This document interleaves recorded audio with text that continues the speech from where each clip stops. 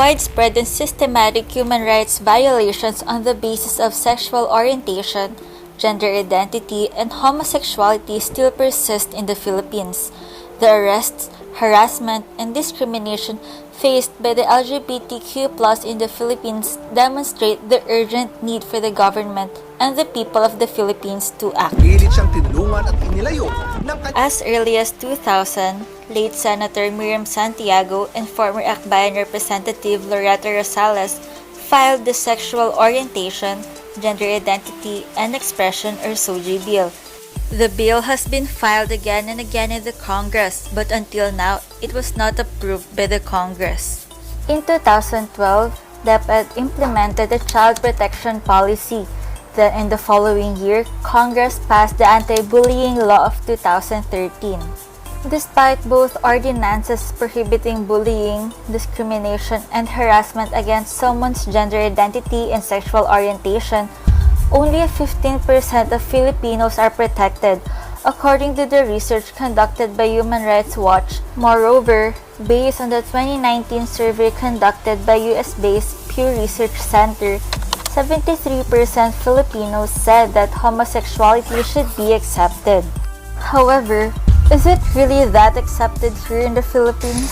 Hindi ka babae! Genesis 1:27, babae at lalaki, walang bakla at tomboy. Ayaw choice!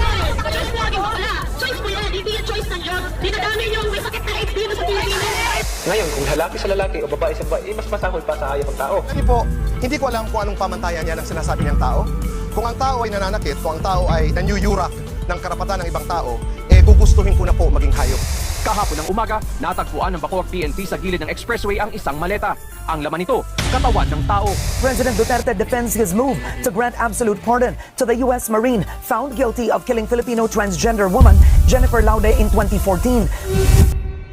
To understand these things better, let's look back at their history. In 1994, the first organized gay pride parade in the Philippines was held. The Metro Manila Pride March gathered LGBTQ+ rights advocates and supporters in Manila to express solidarity with one another, despite the pressure from the Roman Catholic Church. In 2013, another Pride March was organized wherein the parade emphasizes the ability of the LGBTQ+ community to rise up from oppression.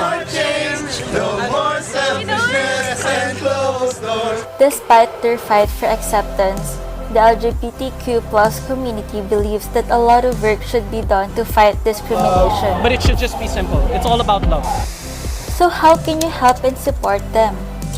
The plus in the initialism of LGBTQ+ community stands for all other sexualities, sexes, and genders that aren't included in the first letters, and this also includes the allies.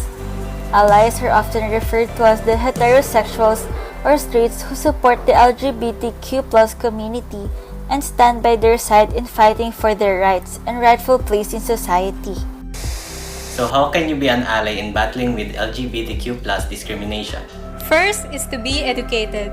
Know the differences between sex, gender identity, and sexual orientation.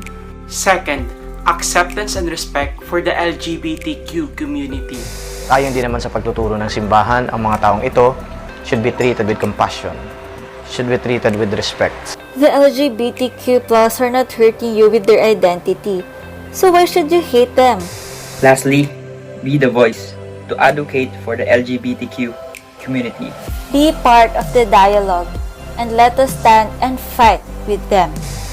With that in mind, always remember that it is not only women and men who should be considered when gender equality is discussed. True gender equality deals with the empowerment of the marginalized sectors of society, women who are deprived of their basic rights, men who are abused and laughed at due to social anomalies, and the LGBTQ+ community that continues to face discrimination and hatred. It takes no compromise to give people their rights, and it takes no money to respect the individual. Don't discriminate. Be an advocate.